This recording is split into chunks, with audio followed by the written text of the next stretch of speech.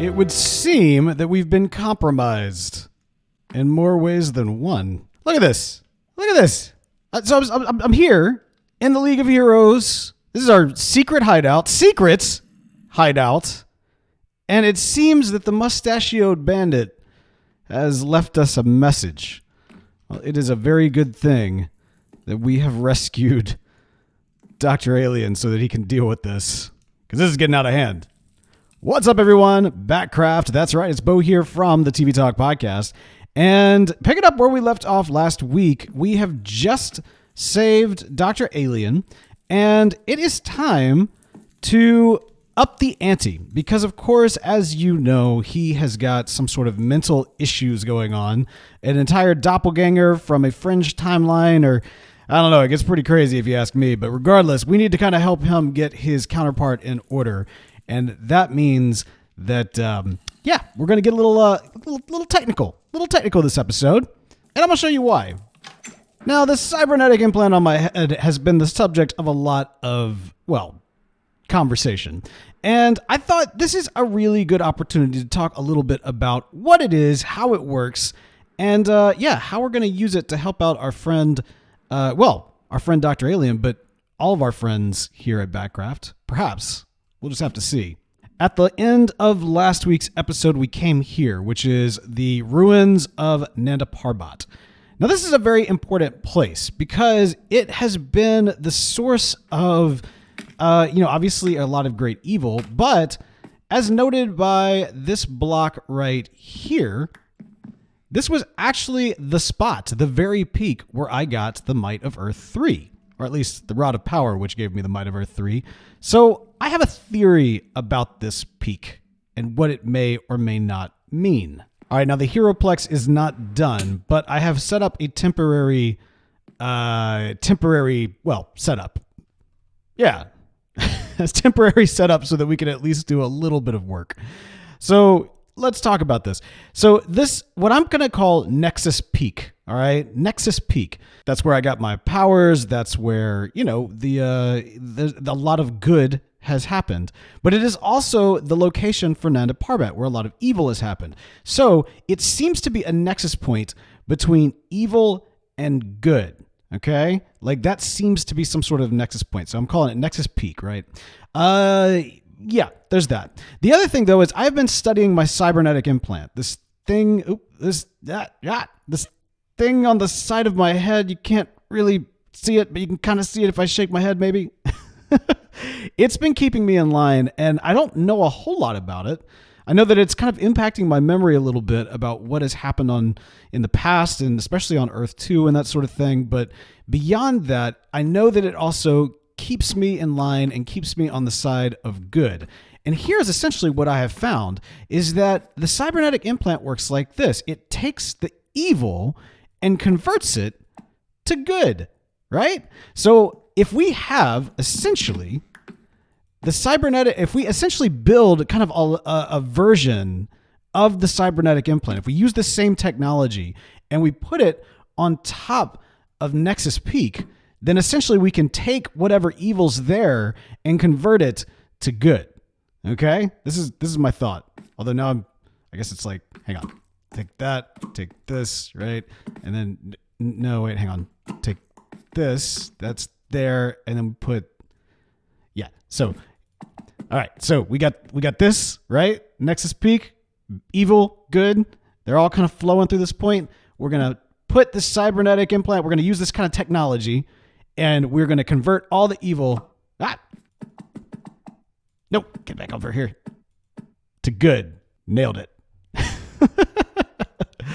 So this makes a lot of sense. It also explains why this thing on my head has been making sure any kind of evil thoughts will get kind of transferred and used for more good energy. So any kind of darkness that may have been in me before is now just pure good. So I am, I'm a good hero, and it's working pretty well. Although it does make me a little nervous because while I can't really remember much of what came before, the fact that I am such a good hero means that, there must have been a lot of evil that it was harvesting. So I don't know. That's concerning, but maybe I shouldn't worry about it. Maybe we should just focus on what we got.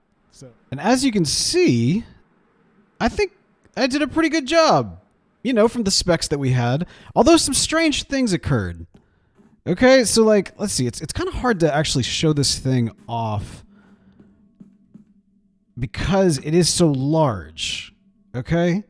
But it is essentially the cybernetic implant on my head. I used kind of the exact same specs and essentially built a giant one using kind of the internal technology that I could find. So I feel pretty good about how it all turned out, but this is strange. Look over there. You see that over there?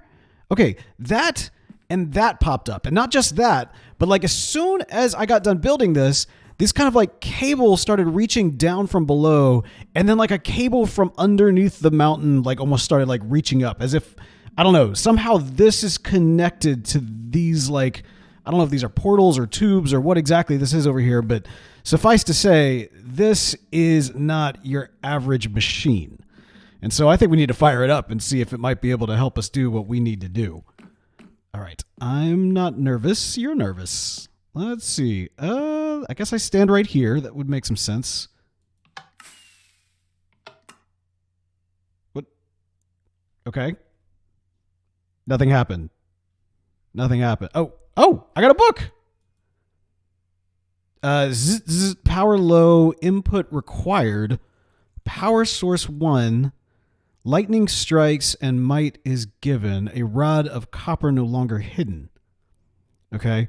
A gift, power source 2. A gift of love must be thrown. A flower trinket whose purpose now known. Interesting. Okay. Low power find fuel, and fuel spelled like mule. So, okay. Apparently, you know what? I mean, look, I did my best to reverse engineer this highly advanced technology. It's still me that put this thing together. So the spelling might, you know, that might be more on me than the actual machine. But regardless, yeah, interesting. Okay, so we need fuel sources. We need a power source. And I bet these two things have something to do with that. So let's see. First one, power source 1, lightning strikes and might is given. The rod of copper no longer hidden. Well, that clearly has to be the rod of power that I acquired at this very spot. That would make some sense. Yeah, that would make a lot of sense. The power source 2, a gift of love must be thrown. A floral trinket whose purpose now known. A floral trinket. Okay, so, All right, so this has got me thinking. If you think back to when we first started out, like I want to even say maybe even episode 1, we found that one first location that we thought maybe this would be a good city to set up. Like we had this goal. We wanted to be the world's greatest superhero. We needed a city to be able to operate in and out of and save. And I want to say that we may have picked a flower and tried to offer it to some villagers. Does that sound familiar? It's been a while. I can't quite recall. But we called it the Flower of Friendship.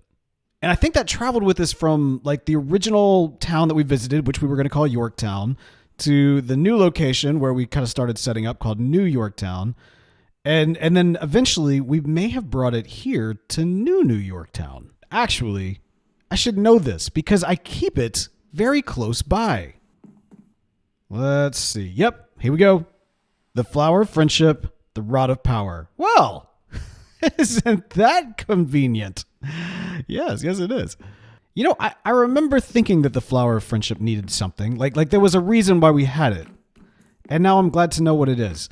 And the Rod of Power, I don't think that I need this. You know, I mean, I've already got the Might of Earth 3. As long as I don't lose my trident, I should be okay. So yeah, we should be fine. Everything's gonna be fine. This will be great. Okay. All right. So like I said, I don't necessarily need these. It's actually nice to know that there's a purpose for this. So do I plant it or do I throw it? I think I throw it. All right. Let's see what happens. Take it. All right. Something. Oh, okay. Okay. That's promising. Okay. All right. So then, yeah, with the Rod of Power. And here we go. We go over here, I think. And I guess I just toss it in. Well, okay, but hang on. Let's be reasonable. Because as soon as I toss this thing in, I'm going to lose the rod of power. And theoretically, I mean, I don't think I'll need it again. I think I'm probably fine, but this is a little nerve-wracking. Let's just see what happens. Everything's fine. Did it work? Oh, okay. All right. All right. Here we go. Okay, we just head up here and... Okay, I think I need to stand right here. This feels right. All right. Ready? Okay. Here we go. Good luck, machine. Got everything all powered up? Yeah, that seems to be all powered up. That seems to be all powered up. We seem to be ready to go. Oh, I'm nervous. Here we go. Okay. Oh, I got another book. Cybernetic Awareness Multi-Operational Device now online. You may call me Camo, or just Cam for short. Although Camo is already pretty short, so do what you like. I'm ready to assist you in your quest to help Earth 3, but will require fuel along the way. Bring me those you wish to help, and I will calibrate my fuel needs accordingly. Clues will be provided to both of you as to the location of the fuel source. Once powered up, I will be able to provide you with what you need. Awesome. Okay, so Camo, or Cam. Let's call you Cam. I like Cam. Okay, Cam. How's it going? Well, I'm glad this worked.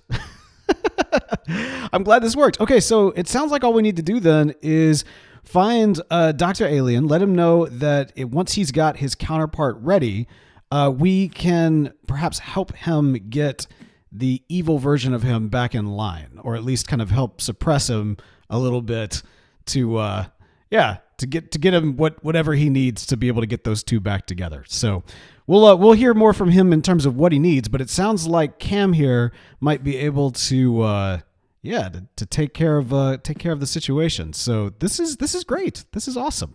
We're doing it. We're helping the city. We're helping Earth 3. We're becoming the world's greatest hero. I love it. I love it. Okay, good deal. So I'm sure this is going to be great.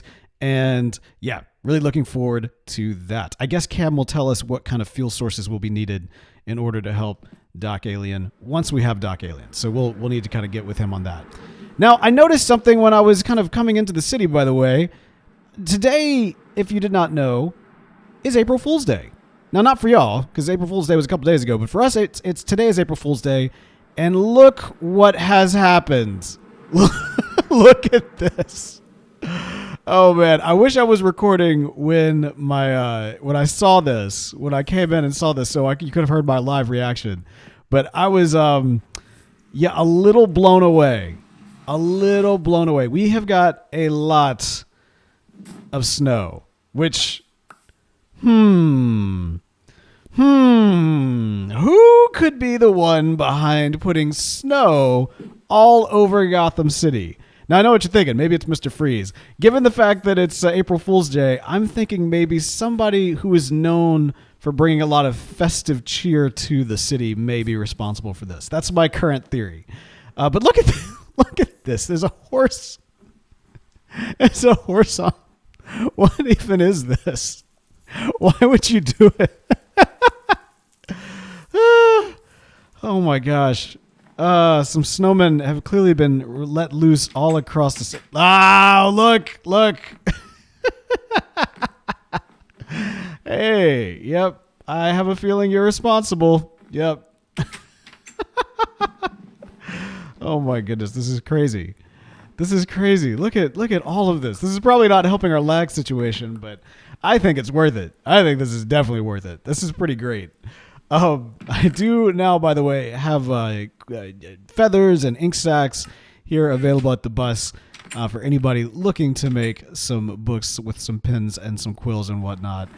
And you know what? I kind of want to clean this up, but I also don't want to, just in case some of the other Batcrafters have not seen this yet. It's a great April Fool's prank from, again, we don't necessarily know, but if I had to guess, I'm guessing snow. Because, I mean,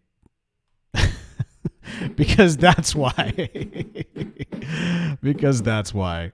Now, as you've already noticed, it's been very convenient having the trolley system connecting us between Gotham and New York Town. And not only for myself, which it definitely has been, but also because, as you recall, last week we mentioned that we have these two little shops that are located underneath one of the condo buildings. And I'm excited to say that since that episode has gone live, we've heard back from both Fox and Knight, who have both expressed desire to open up little mini shops, mini versions of shops they have, or maybe even like new shops in one instance in New Yorktown. And so this is awesome. Not only does this provide me with a lot of convenience for some of the larger builds and also kind of their ability to compete for my business, and have a little access there. I think that'd be great. But it also may free up some of the lag issues. I've been thinking. All right, this is just kind of me off the cuff here. But right now we have had a lot of lag issues in Gotham specifically, and so I wonder if we might benefit from breaking up some of our shops and possibly putting them in and or around our bases, so that we'd have less frames and less things. I don't know. It's a lot compact in there. I don't know. It's just a thought. I don't really want to be honest, because I really like the lot and I do not want to move it. And I'm sure that everybody feels that exact same way. But I don't know. It's just something to think about. Maybe it's just off the cuff. Really, it's a decision for our new mayor. Kyle, of course, if I have not mentioned it yet, was elected as our new mayor. Now, I didn't really have much competition because, of course, I dropped out of the race and literally his competition was a Fox. But yeah, he won and we are very proud of him. And so a lot of big decisions are about to come from Fox here. But over here, while he is the mayor of Gotham, I, of course, I guess I'm not the mayor of New Yorktown because we don't have a mayor. But regardless, here, things are a little different. What is Valenco doing? Why does Valenco have a lot of sheep? I mean, I guess the shop is theirs. They can kind of do anything. And I did tell them basically they could kind of decorate the shop however they wanted on the inside, but just kind of keep the outside the way it looks. Why is there a lot of sheep? All right, we have not addressed the Valenco turning sheep purple thing in quite some time, but you know what? These sheep are not purple, so that's good. But that's mildly concerning. This is, I want to say, Fox's shop. And Fox has been, yes, this is so good. Okay, how much? 1 per stack. Oh, yeah. No, we are going to be shopping from Fox's box. Fox's box? The box Fox? The Fox box. I don't know, whatever this is. We're going to be shopping there very, very quickly. Yes, this is, I mean, as Snow pointed out, is it concerning? Is there anything necessarily criminal about turning sheep purple? No. And do we even have purple sheep over here? No, there's no purple sheep. There's just regular sheep in a shop owned by Valenco. I want to check on my own sheep real quick. I just feel the need to check on them real quick. Let's pop in here. Okay, good. Okay, all right, good. Everybody's still their various colors. No purple outbreak. That's good. Okay, all right, we're fine. We're fine. You never know. You never can be too careful. I had not foreseen. I guess I didn't know what Valenco was going to be selling there. I did tell them they could sell anything. I did tell them also, as part of getting the shops, is that they get a condo, and that they're kind of their fee, if you will, for opening up a shop here is that they have to decorate. What are you doing here? Oh, are you? Yeah, no. Hang on now. Huh. Interesting. Very interesting. Oh. I see someone has tried to do a little number on New Yorktown. I see someone thought that they could do to Gotham here, but you know what? Nope, that's not how that works. You can't do that. We have, unbeknownst to you, we have defenses against these things. That's right. New Yorktown has secrets not everybody knows about. I haven't been putting all the secrets on here. There's some things about this place that yeah, you know what? People don't know about. And oh my goodness. Look at this. Look at this. Okay. Is it the same thing up here too? Yeah, yeah. Where y'all at? Where y'all at? Oh, you know what? I bet. Okay, this is really interesting. Is it the same thing up here?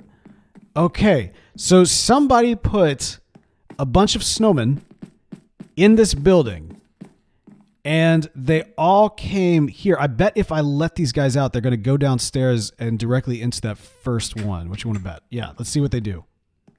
Uh-huh.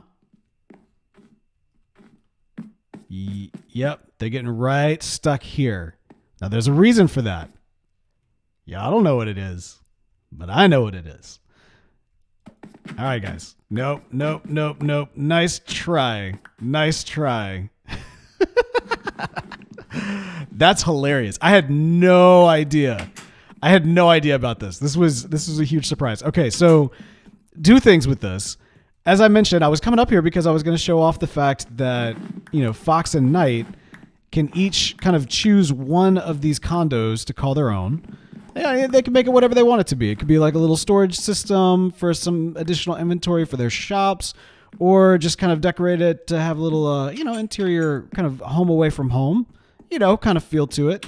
And I'm all here for it. And so I was coming up to showcase that. But the fact that whoever did this, whoever tried to, do a little winter wonderland on New York Town, the fact that started here could mean that it's one of them that actually did the April Fool's prank. But at the same time, I guess I haven't checked anywhere else. Oh, huh. Well, huh. Okay, this one did get me. What about down here? Okay, not with the copper. That's good to know. What about over here? No. Okay, huh. Don't see anything over here. The other major one would definitely be the theater. Okay, no, I think we're good. Wait, I didn't think. What about my room? Okay, no, we're good. Yeah, okay. All right, nope. House is clear. Okay, so it was specifically the other condo building, and I guess they felt, I don't know, maybe the other snowman got out of that top one and got into the event space. That'd be my guess. So that's interesting. Okay. Well, there you go. We have been pranked. We have been April fooled. Interesting. I kind of feel like there should be a little bit of retaliation, but I guess on April Fools nothing counts, which means that maybe there should be. Except I don't know who it was. It was either Fox or Knight. Huh. Yeah, I don't know. Without knowing who it goes to, I have no earthly idea. But good on whoever it was. I thought it was snow. I thought for sure it was snow because, obvious. But no, I think now it might have been Fox or Knight. So anyway, props to them. Good job, guys. Or guy or girl or whoever it was. I don't know. But here's all your snow back. Shenanigans aside, we have got some work to do. Now, as I mentioned last week, we've got this one final building. I say final. Okay, final planned building. Yes, final planned building that we need to do right here, which is going to be kind of this large skyscraper. I'm not sure how large it was going to be. Rather, I'm not exactly how large it's going to be. Originally, it was going to be quite large. It was actually going to be the tallest building in the city, and very well may still be that. I'm just not sure how it's going to work with the flow of everything. It may be as tall as the Heroplex. It might be a little bit taller, probably a little bit taller. I don't know. But it's going to be right here. And as you saw, it's got a little bit of a Y pattern. Now, I don't have my rockets on me right now, and that's perfectly fine.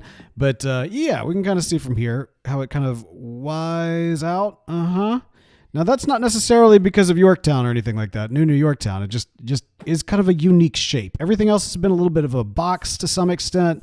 And I wanted something that was going to be a different shape. And I think a Y really fits. This is not based specifically off of anything in the real world, but I'm taking kind of a color palette from a few buildings in kind of the downtown Houston area to build this out. So we'll see what it ends up looking like. And yeah, but to do it, we are going to need a lot of brown terracotta, because when you're talking a large skyscraper, you're talking about a lot of blocks. And fortunately, do we still have a name for this? Fox's Box. Box is a fox. Fox's Box Store has exactly what I need. So we are going to go ahead and just buy him straight out of terracotta. And he's going to get rewarded very quickly for setting up shop here.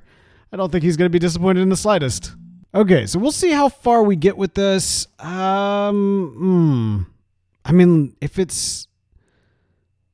I wonder how high up, how tall that building is. We are going to need some rockets. Hang on, let's get some rockets real quick. I'm not good with math here, but at least we can do some basic stuff. So we're at block 70. We go up here to... Whoop. Okay, so 121-ish, 120-ish. So that's like what, 50 blocks? Okay, I think it's safe to say we're probably not going to finish this thing today. We might, but I have a feeling we're going to run out of resources before we'll be able to. So we'll get as far along as we can and see how it goes. All right, whew, I'm nervous. Let's get into it. Let's go.